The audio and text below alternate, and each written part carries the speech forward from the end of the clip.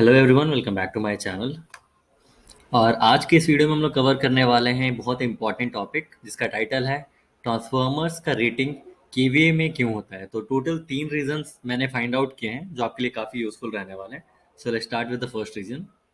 पहला रीजन मैंने BL Theraja book से लिया है और अकॉर्डिंग टू इट ट्रांसफार्मर के जो दो लॉसेस हैं, पहला आयरन लॉसेस वो वोल्टेज पे डिपेंड करता है और दूसरा जो कॉपर लॉसेस है वो करंट पे डिपेंड करता है।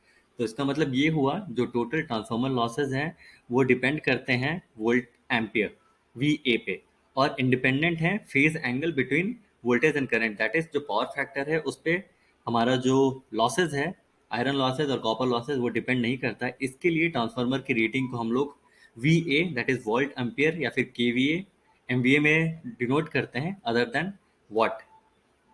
आते हैं दूसरे रीजन पे। सेकंड रीजन मैंने बहुत कॉमन कॉन्सेप्ट से लिया है और वो स्टेट करता है कि कोई भी आप ऐसा इक्विपमेंट पकड़िए, मशीन पकड़िए जिसका आउटपुट अगर इलेक्ट्रिसिटी है तो उसका रेटिंग केवीए में रहेगा। तो यहाँ पे आप 3 चीज देख सकते हैं, ट्रांसफार्मर उसका रेटिंग केवीए में रहता है, अल्टरनेटर इक्विपमेंट है जिसका आउटपुट इलेक्ट्रिसिटी है तो वो भी केवीए में है, और जो डीजी है उसका भी रेटिंग भी आप अगर आप चेक करेंगे तो वो भी केवीए या फिर एमवीए में रहता है। तो ये एक बहुत बेसिक कॉन्सेप्ट था सेकंड रीजन के लिए। आते हैं थर्ड रीजन पे। थर्ड रीजन पावर ट्रायंगल से रिलेटेड है, और उस स्लाइड पे आने से पहले, उस टॉपिक पे आने से पहले हम ये समझ लेते हैं कि ट्रांसफार्मर एज एन इक्विपमेंट उसे खुद नहीं पता है कि उसके जो आउटपुट है उस पर किस तरह का लोड कनेक्ट होने वाला है। तो जनरली हमें पता है लोड 3 तरह के होते हैं। फर्स्ट टाइप का लोड हो सकता है resistive in nature, that is resistive load. उसके एग्जांपल आप यहाँ पे देख सकते हैं, या तो हीटर हो सकता है या फिर हमारा जो बल्ब होता है वो एज अ रेजिस्टिव लोड की तरह बिहेव करता है। नेक्स्ट, सेकेंड टाइप का लोड इंडक्टिव इन नेचर हो सकता है। तो उसका एग्जांपल आप यहाँ पे देख सकते हैं, कोई भी ऐसा कंपोनेंट जिसमें कॉइल का फॉर्मेशन हुआ हो, या फिर जो सबसे कॉमन है, सबसे बेसिक है, मोटर्स, जो इंडक्टिव इन नेचर होता है।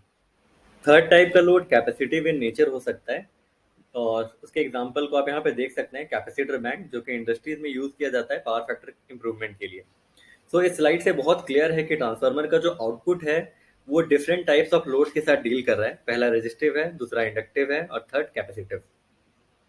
फाइनली हम लोग अपने थर्ड रीजन पे आ गए हैं, दैट इज पावर ट्रायंगल का मेन स्लाइड, और उसे हम लोग आउटपुट लोड कैलकुलेशन के एक एग्जांपल के साथ भी समझेंगे। पहले पावर ट्रायंगल को समझ लेते हैं। पावर ट्रायंगल यहाँ पे आप देख सकते हैं राइट साइड में है, और जो उसका हाइपोटेनस है वो है एपरेंट पावर, जो कि ट्रांसफार्मर का पावर रेटिंग होता है वी ए या फिर के वी ए और एम वी ए। नीचे बेस है जो ट्रू पावर होता है in terms of watt, kilowatt और megawatt in case of inductive nature. और राइट साइड में जो परपेंडिकुलर लाइन है वो रिएक्टिव पावर है वी आर के टर्म में। अब एग्जांपल लेते हैं, एक ट्रांसफार्मर है जिसका रेटिंग हमें नहीं पता है, और वो ट्रांसफार्मर एक मोटर को फीड कर रहा है जिसका कैपेसिटी है, पावर रेटिंग है 800 kilowatt. Since inductive in nature है तो उसका पावर फैक्टर कम रहेगा, 0.83 यहाँ पे हम अज्यूम करते हैं।